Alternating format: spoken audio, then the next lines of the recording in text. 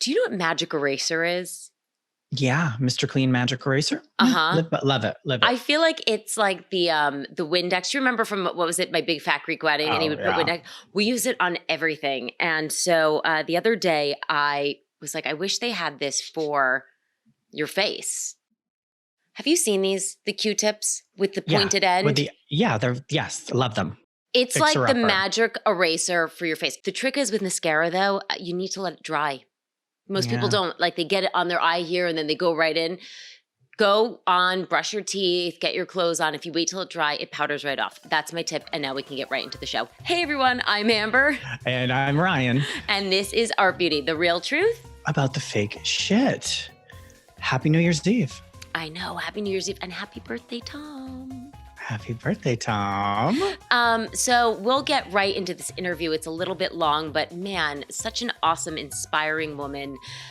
Rea Ann, the founder of Beautyblender, and stick with it because we're going to talk about the exciting new products that she has just launched. All right, Rea Ann, thank you so much for being with us today. Oh my God, thank you so much for having me. I have to tell you, I feel like your product was definitely one of the first things that like I saw in the store, the hot pink. I mean, our logo. Can you tell I love pink? I was like, I have to have this. So thank you. Thank you. Thank you. Yeah, it stood out in a sea of black, the whole cosmetic It industry, sure everything was black. Sure did. And when I was looking up the stats, I've got to share with people, 17 of your beauty blenders are sold every minute. Wow. That's I insane. thought it was 22. Oh my Oh. God, I need to whip everybody into shape. Shoot. Is it 22? I mean, but that means like that in the time that we're going to do this podcast, we're talking about like over 500 of your beauty blenders are being sold. That's just insane. How does that feel? It sounds amazing and it's awesome. And I feel fucking amazing. I mean, Yeah. Can I say fuck? Yes. Absolutely. And you should feel amazing. I'm wondering for people who don't know, if you could share a little bit about your backstory, because that too was something that when I started to look into, I found to be really inspiring. Thank you. Beautyblender became such a surprise to me as a success because I created it as a makeup artist trying to find a solution for a problem that I had. So I've been a professional makeup artist in film and television, celebrity, starting a music video in the MTV revolution. Yes. So, I'm dating myself a little bit. I am 57 years old and, I definitely started doing makeup in a really super creative time. And I moved from music video into editorial, into, which is fashion, and music and fashion go together so much, as we know. And then into film and television because some of the clients that I ended up working with on a regular basis started moving from music into film and television, which was new. Actors were actors and musicians were musicians. Makeup artists also worked in one genre. You didn't cross over. So I was a makeup artist that was very lucky, probably timing, and I would like to say talent, that I had a amount of talent that was able to take me from music video to editorial and into film and television, kind of like a 360 artist. And well, I'm just gonna budge in here. And your reputation amongst makeup artists, right? I mean, first heard of you. I was an intern at the Powder Group in New York City. I was waiting for Michael. Yes, Michael, and I mean everybody over there is amazing, and they had just the best things to say about you as a person, as a woman, as like on set, and this, So that was around the time where you launched. Was that's where I was like going to makeup school and. I loved watching behind the scenes as an up and coming artist because that's where you could steal like, okay, what's in her kit? Because watching behind the scenes was like the secret Nancy Drew private detective. Yeah. Like, what was that highlighter? We were MacGyvering things. We were, it was a different world. And I'm, obviously so grateful to this day because still today with all the different products, I come out with now with Beautyblender, when I want to share new things, I share with my pro community because I'm a pro. I mean, that's my family, Yeah. and I know there's, we live in a world now where there's a lot of different kinds of makeup artists, and they're all relevant and they're all important in their own Important. ways. Yeah. But my people that, I spent 25 years with are in production. And, that's kind of the lens that I look at whenever I create products. So that's my, what is it called? A focus group. They're my focus group. And Beautyblender, yes, was supported right away because it worked. It was a tool that made everybody's job easier, quicker, because, we work under time constraints, which is very different than real life. With the whole saying, time is money, came from the entertainment industry. And I think it specifically came for the hair and makeup department because they are always rushing us, right? Always, always, So, always. so Beautyblender allowed makeup artists to be able to do their job really perfect, really quick. And, it was this kind of very interesting, different looking, bright pink tool that could very easily have gone kitschy and trendy. But it was the support of my pros that really, kind of batted this message home that, like, hey, look, this is not just a cool, cute thing, but it actually works. Um, so yes, so my pro community is really everything to me. The other thing that you did is you created a tool right at the time where HD came into Mhm. effect, right? I mean, not at the exact time, but like around I that created time. it for HD, You really. did. Yes. Yeah. Okay. That's what it was. Because that really separated Hmm. the kids from the pros. Because if you couldn't blend and you couldn't color match and you couldn't hide under HD. Well, you couldn't just layer on a bunch of makeup because it No. would show. So do you want me to tell you the story really quick? Please, So please. so Yeah. I was hired by Mara Akil-Brock to come on to Girlfriends, the show Girlfriends. It was a show that Kelsey Grammer had produced and Mara Kilbrock wrote, and she was a producer on it. And it was the first show being shot in high def. So, and it was a union show. So this is where it gets a little complicated for people that don't understand the politics of makeup and the entertainment industry. So to work on a union lot and on a union show, you have to be a union makeup artist, which I was. But because what I just told you about my career being a little 360, I did a little bit of everything. I had a talent to be able to airbrush beauty makeup, and they thought for high def, this is the way to apply makeup. So, like what you were saying, the makeup looked natural, and it was a great thing to do, but it was not practical to use on set. You can't really, plug in your airbrusher and trollop onto set and use it. You have to pull people off a set. So pulling your actors off of a set, especially when you have an ensemble cast of 4 women, is not good because you take one and other one said, well, I'm going to go take a bathroom break, or like pretty soon it's like herding cats, right? You want to just keep everybody contained in one area. So I had to come up with a way to keep this airbrush finish that I would do in the morning looking fresh all day. And I just started, I started playing with ideas, things that worked, things that didn't work. And as a union member, we also have continued education where we take these classes all the time, these, I don't know, continued education expert classes where other makeup artists that are really prolific come in and teach techniques, right? So I was taking this class during the time I was trying to just figure this out. And one of my peers, the makeup artist that was teaching the class, kind of said something about, classic makeup and pancake makeup and water activated makeup and wet sponges, and how she still uses wet sponges with modern day makeup. And then I started thinking about, well, that would be a really great way to not have to apply more makeup and kind of just mush the existing makeup back into your skin. Like I was like thinking, right? And then I was also looking at my crew. Every morning we would spend like this time cutting the sharp edges off of those triangular sponges. And, so you would get like a soft edge because you can't see the line of demarcation, right? Because these faces are really big on screen. So I was thinking like, well, what if I just kept cutting it into this like rounded shape? And, there was historically with makeup artists, especially in special effects, they cut sponges into a lot of different shapes to accomplish different applications.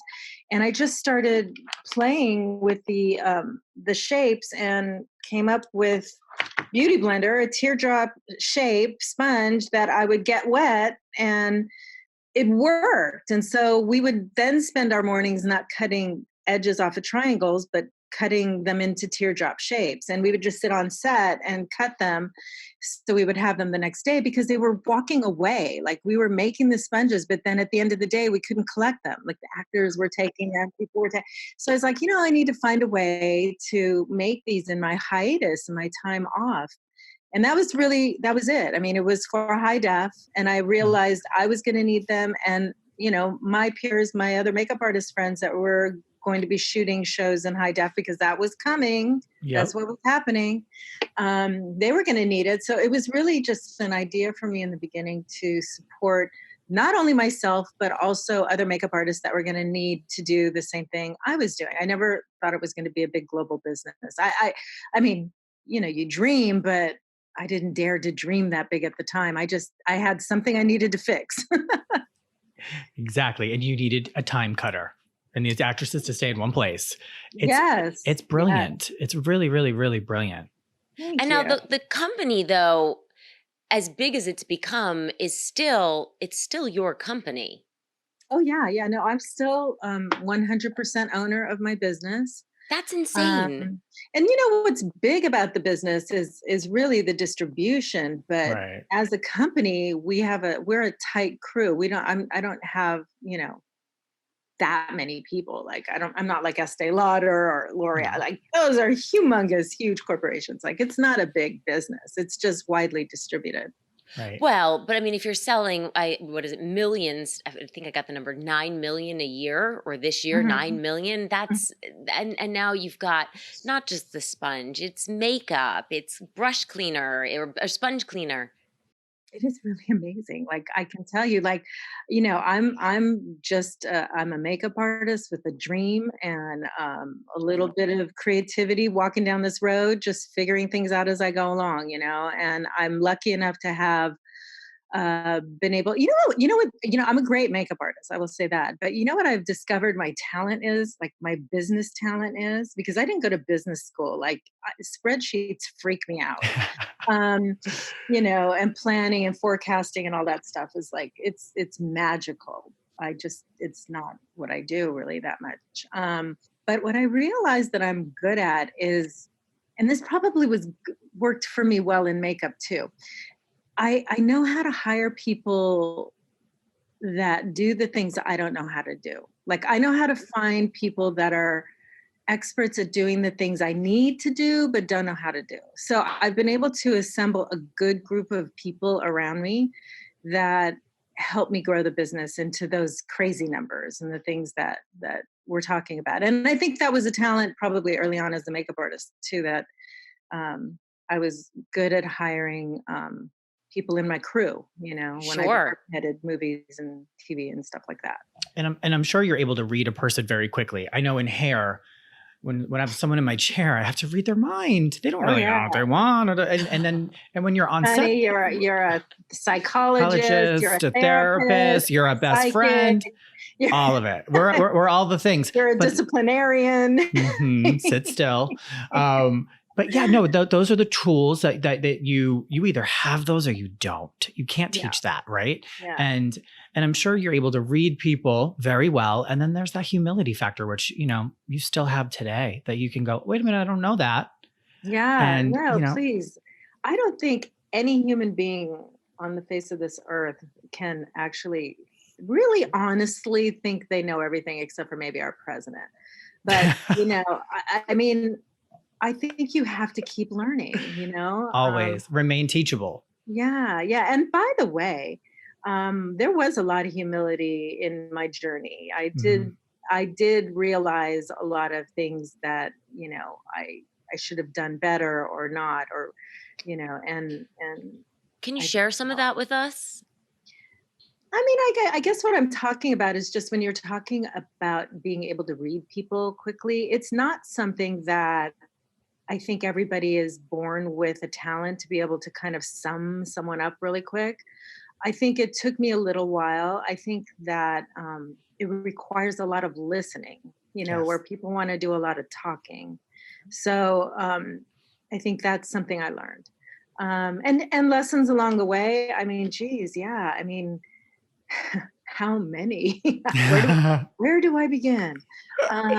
There's so many, from planning and budgeting, and from manufacturing, and trying to create products you think people. I mean, I've had products that people just don't like, and it's fine. You just Hmm. make another one or make a different Yep. one.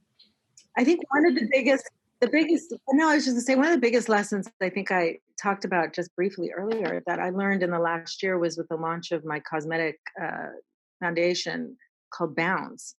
I mean, it's this beautiful, beautiful formulation that was the culmination of my 25 years as a makeup artist, being a specialist in skin color and mixing, and being a woman of color, a Latina with Black children, and having a career that was exclusively women of color before that was popular, by the way. Hmm. So I didn't make as much money as the other ones. But, all of that, what I learned this last year, one of the biggest things that I learned was that I had not spent enough time in this journey with Beauty Blender telling people who I was. Like, I have not taken enough advantage of social media and put myself out there and talked about my career and the different things, that projects that I've done that everybody sees and knows, and the artists that I work with, and all this.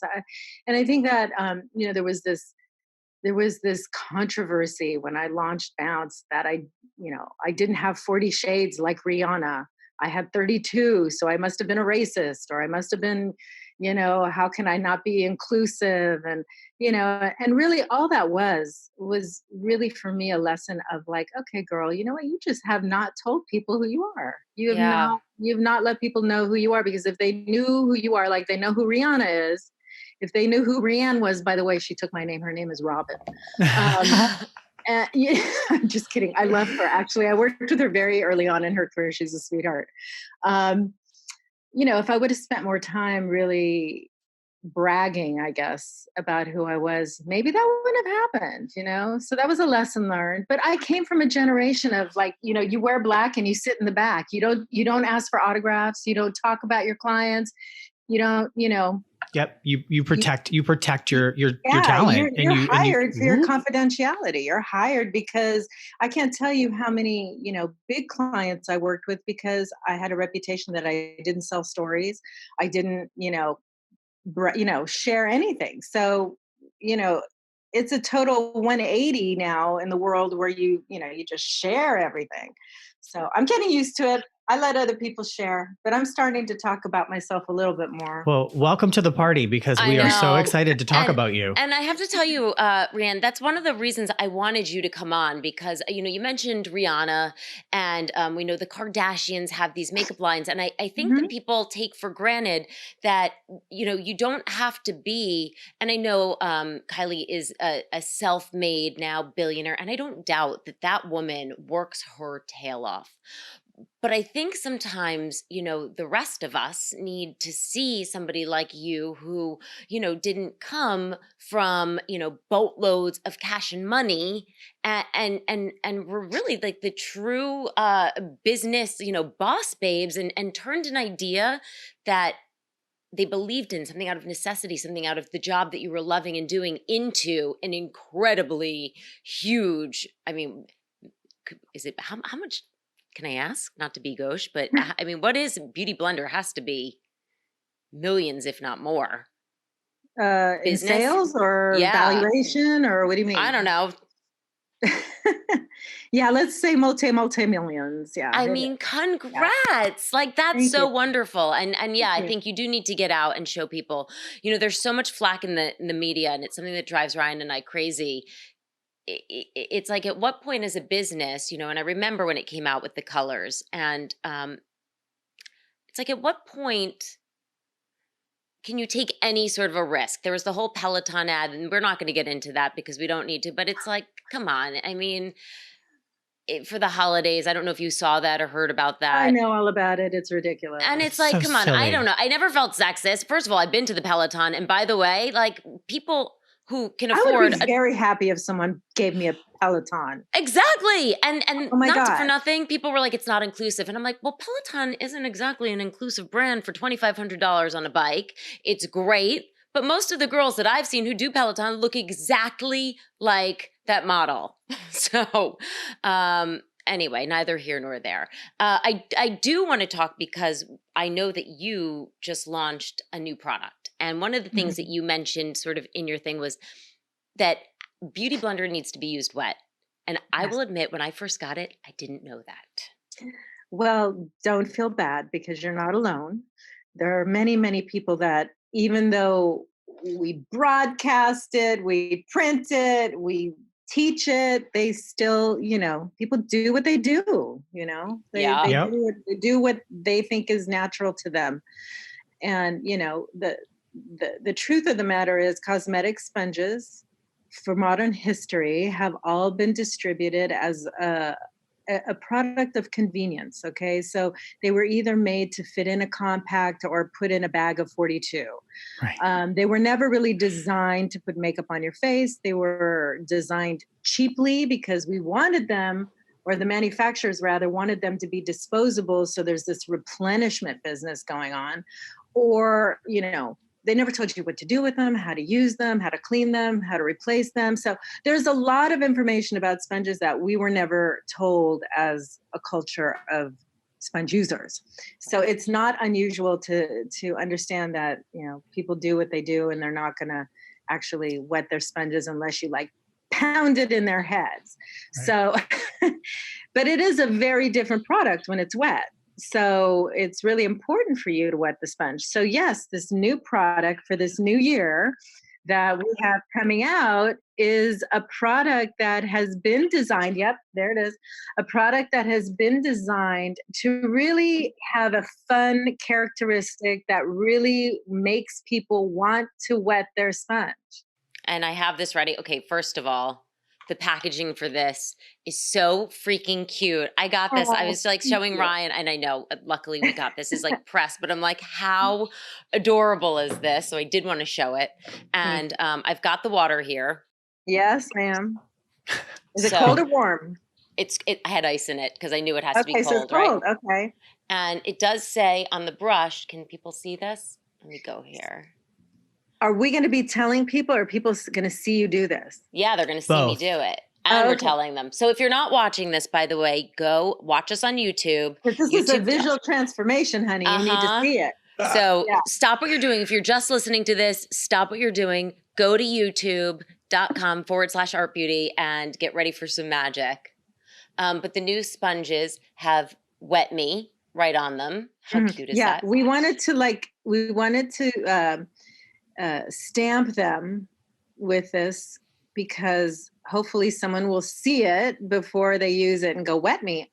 Okay. But then when you wet it, we created this technology kind of like a mood ring. Mm-hmm. If you guys remember, if you're old enough to know what a mood ring is, but it changes with the heat of your body. Should I So- dip it? Yes. I'll So, wait, okay. so dip it in, you'll see it goes in one color and comes out another. Well, actually, you know what you need to do? You need to put it in your hand for a minute and make it warm, Okay. because you must And be then kind have of the in a act- cold. And then have the colder. Oh, Okay. oh my yeah. God. My little kidness just came back. Oh. And then put it in the water, and then it'll turn pink. So basically, if you're in a cold area, you use It's warm blue. water. If you're in a warm area, you use cold water. And basically what it does is it changes color and lets you know that your beauty blender is ready to be used. Love Because- it. Yeah. And it's just, it's a fun tip for women and people that are new to makeup, especially to Mhm. use, because it's really a product that you get the most benefit from when you use it wet. So this is just an educational support system for consumers to understand that you must wet your beauty blender. Yes, and you Love it. must clean them. You So know, can we just quickly talk about it? We came across a quick article that was like, is your beauty blender killing you? Which I hate those things. It's like, it's one of stop. the, Just it's stop it, just, right? it's insanity. And the whole point of the article was that people don't wash their stuff. And, you know, when, as a makeup artist, as a hairdresser, hairstylist, when you go to school, the number one thing they teach you is sanitation. And you can't cross contaminate your client or your actor or what have you. Right. And as have been through the rigorous training, I clean everything before I use it again, which I over clean and it's a mess. But my sponge was always wet because of that. So Right. I never forgot. And it helps blend and push the product as a man who wears makeup and don't really want everyone to be like, oh, he's got a full face on. You know, it is the number one thing that I use to apply. So Well, I love it. here's the thing. Here's the whole thing about that. You know, first of all, let's just call it what it is. Okay. People want to, you know, if nobody cared about Beauty Blender, if it wasn't a successful product, we wouldn't be sitting here talking about whether you should clean it or not right now, Right. or people having problems with it. So I feel like people target products randomly that's going to give them the most visibility for themselves. That's one thing. Number two, when I was creating Beauty Blender, it was it was almost like a research experiment for me. Whenever I would get a new client, first thing I would always do is like, because I don't know anything about you, you don't know anything about me. Let me see your makeup bag. Do you have a makeup bag in your bag? Let me see it. Let's open it up. Let's look at it. Honey, those bags were like petri dishes for all kinds of diseases. Yeah. I mean, you literally would see broken powder rolling around in the bottom of a bag. You would see brushes that never have been washed since the beginning of time. You would see lip glosses and lipsticks with the caps off and lint and tobacco, whatever. I mean, the most disgusting things, right?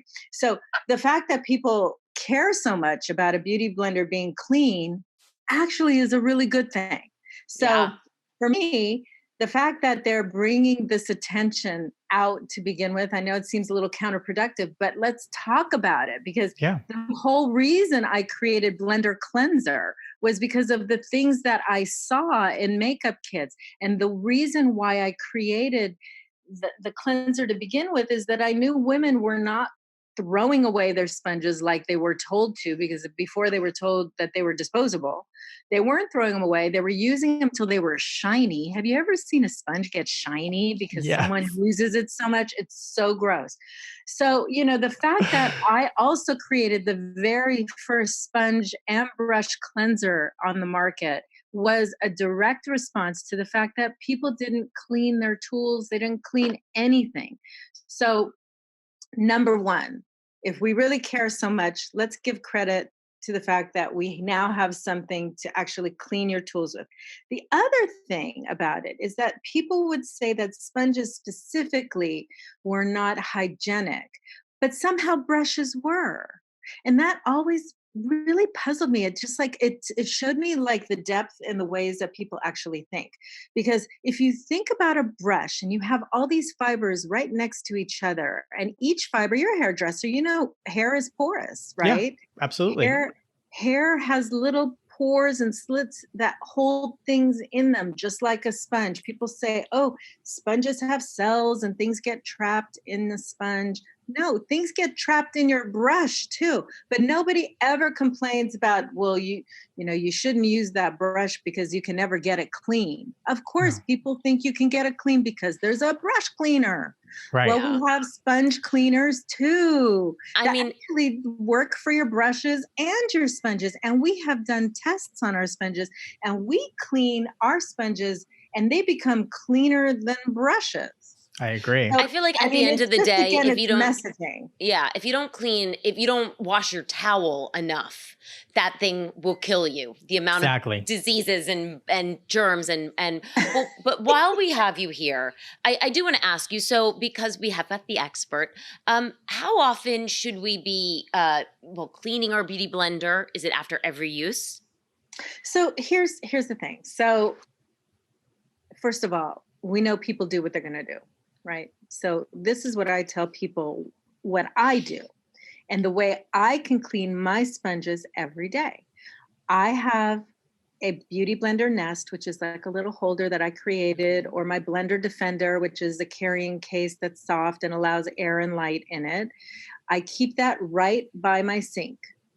Okay. Right when I get up in the morning and I brush my teeth, I wash my cleanser. I mean, I wash my blender, sorry, with my cleanser because it's all right there. I keep my blender cleanser soap on the counter. If you want to keep it in the little case it comes in, you can. If you want to put it next to your hand soap, bar soap, whatever you're using, you can. But I brush my teeth.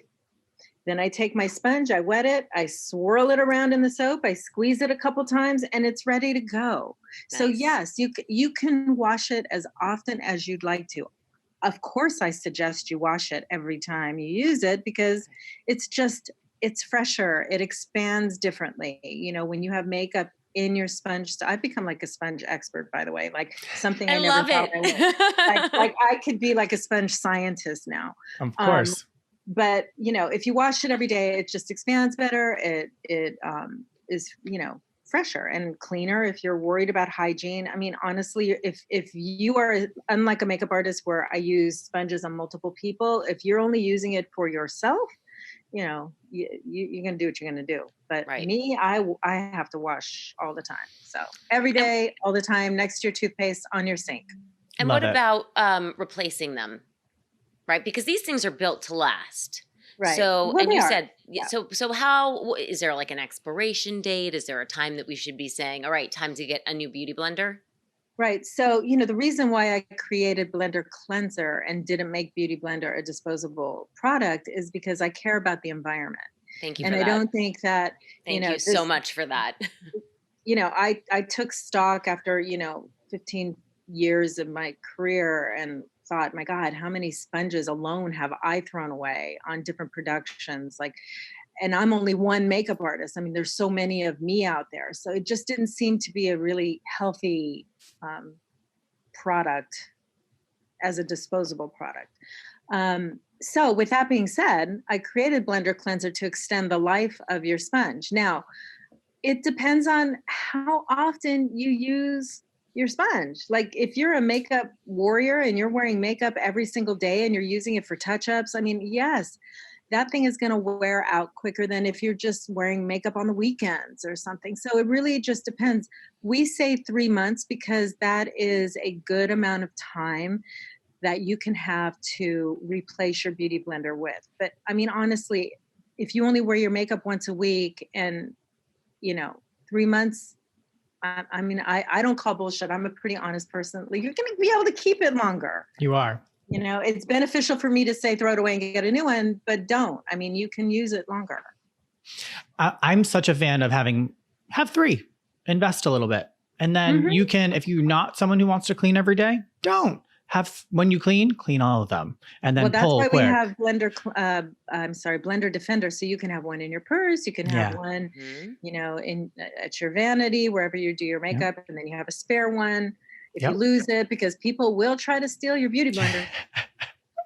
So It's true. True. so true. Oh my goodness. I used to live with 5 girls and it was like, Hmm. You just um, disappear, right? I Sprout also want legs to and walk away.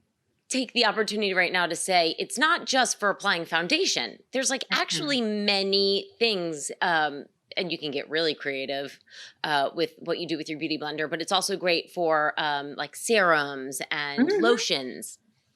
Yeah, I mean, this is just it's an all-around ultimate tool, you know, and I'm so proud to say that, you know, I created the category for this type of tool because we're finding this shape, as I knew, is good for so many things. When I originally created Beauty Blender, of course, it was for foundation, but we found at the time that it was also amazing for cream blushes. Cream blushes were very popular at the time. They were just coming out and everybody was putting them on with your finger. Your finger is this size, right? Your cheek is this size. So what ended up happening with cream blushes is you were rubbing the blush away, because if you were dotting the blush on, it had a lot of fingerprints.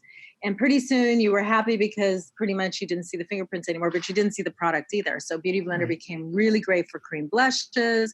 It became really great for loose powders because, brushes are great. I actually have a line of really amazing brushes that I just came out with. I don't know if you guys have seen them, but they have roller tools on them. They're really cool.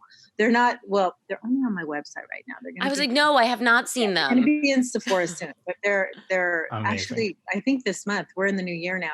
They're coming out really soon with them. But you know, brushes are like little brooms, right? They're like brooms. Yeah. When you put Mhm. powder on your face, you're kind of just sweeping the powder all over the place. But if you like these glowy looks, for me as a makeup artist, I know the best way to really emphasize a good glow is that you have to have a matte area next to it. So you have to have the no shine next to the shine, and that Right. requires powder. So when you use Beauty Blender and dip it into some powder and dust it off like a kabuki brush, you can powder around the glow areas to just really emphasize that shine. So I love it for powder. I love it for powder blushes.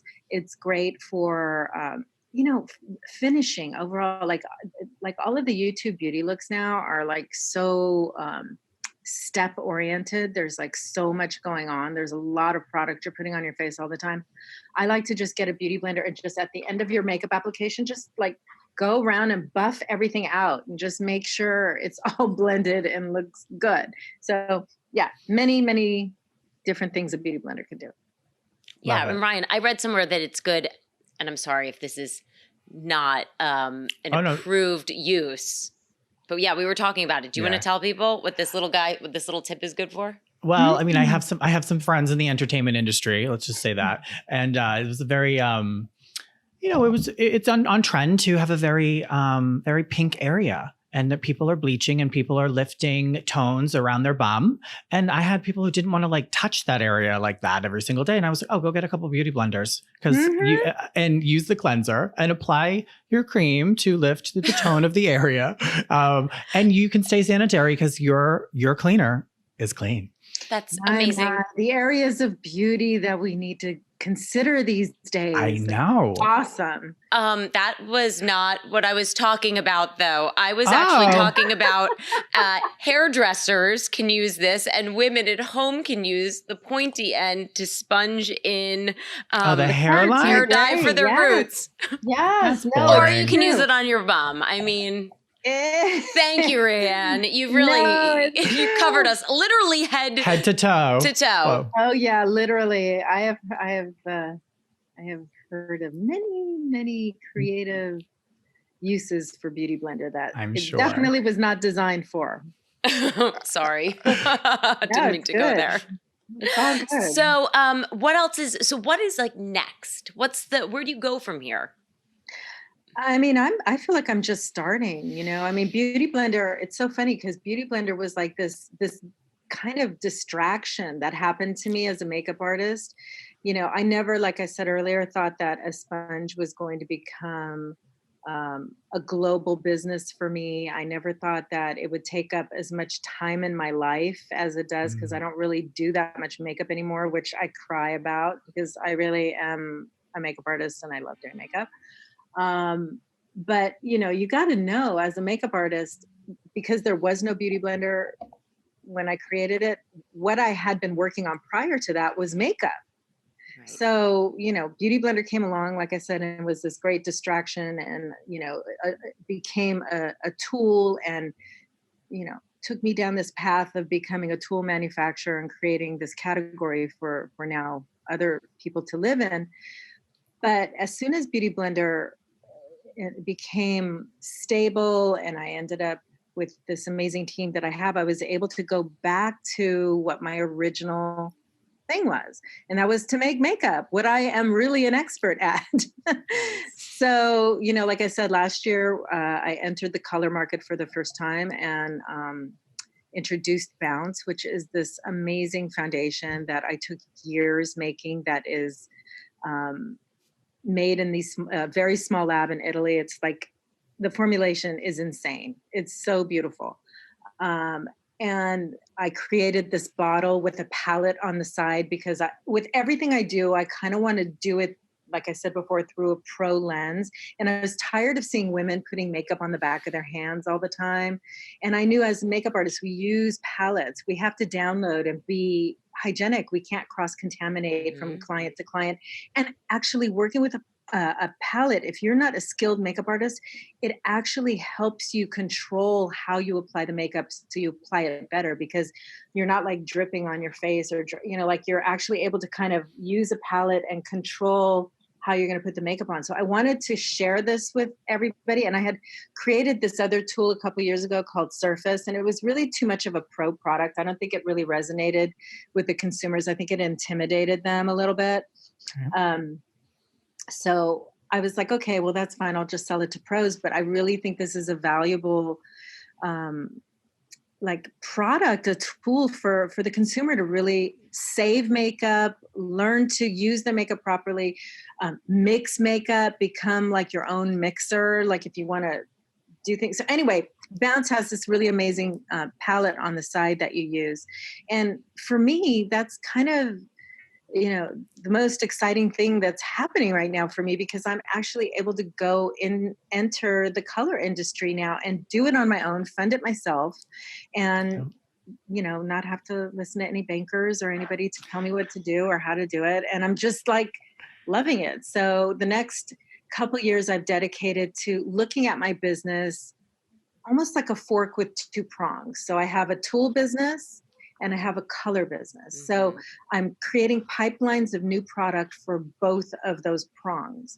And that's super exciting because I don't know of any other brand that's doing that. And brands will have, they'll have their color assortment and then throw in a line of brushes, or now they want to throw in a Beautyblender type product. But they're not really tool companies. We are an actual tool company and a color company now. So for me, I think that's, again, innovative. I don't know anybody that's doing it, and I love it. So that's what I'm doing. I want to thank you so much for taking the time to be with us today, and also for, being behind this. Like I said, one of the first things that I saved up my money for, I bought, we still use them. I love that there's a new one now. Again, it says Wet Me. Does this one have a special name? It's the shade. Yes, it's called Wave. The Beautyblender Wave. And look, it's turning blue on the top. When you touch it, it changes color. Oh yeah, here. It's Let's see. Rub it like that. Yes. And then you'll see it. Heat activated, cold activated. Yeah, see it? That's why we call it Wave. I love it. But it's water activated too. So the water does it also. So the water expands it, the temperature changes the color, and then you've got your wet Beauty Blender. And thank you. So if there's one thing we want to remind people, like, you're probably using your Beautyblender wrong. So clean it, number one. We have a motto. Wet it, clean it. Well, okay, so we have wet, squeeze, bounce. Okay. And then we have wet, clean, and repeat. Oh, good. Wet, clean, and repeat. Wet. Yeah, wet. Very cute. Yeah, like wash, rinse, repeat. Yeah. Very cute. And I like wet, clean, bounce. So thank you. So where can people find this? Will this be in Sephora, Ulta, all the usual places? Wave, it will be, it's exclusively for Sephora. So you'll be able to see it in Sephora. Yeah, they're super excited about it. We have some really amazing like display units and stuff coming out. So it's a really fun product. Again, I think one of a kind. I don't know of any other product that changes color like that. So no. It's very interesting. Yeah. Thank you so much. And can I please remind you, share more who you are, please. As a woman, as a mother, for your children, your presence is so needed in a time like today. You're a powerhouse, and you're such a power of example that many people need to see. Thank you so much for your time today. Thank you, guys. I appreciate it. It was fun. Thank you for sharing your story. And of course, if you guys have any questions, if you want us to reach out to Rea Ann, you can find us on Instagram. I'm obsessed with this. It was just starting to turn colors, easily distracted. You can find us on Instagram, on Facebook at Art Beauty Podcast. And if you're not watching this on YouTube, please go to our new YouTube channel. It is youtube.com/Art Beauty Podcast, and watch us, like us, subscribe, and comment. We'll pass it on. And as always, we will see you guys next Tuesday.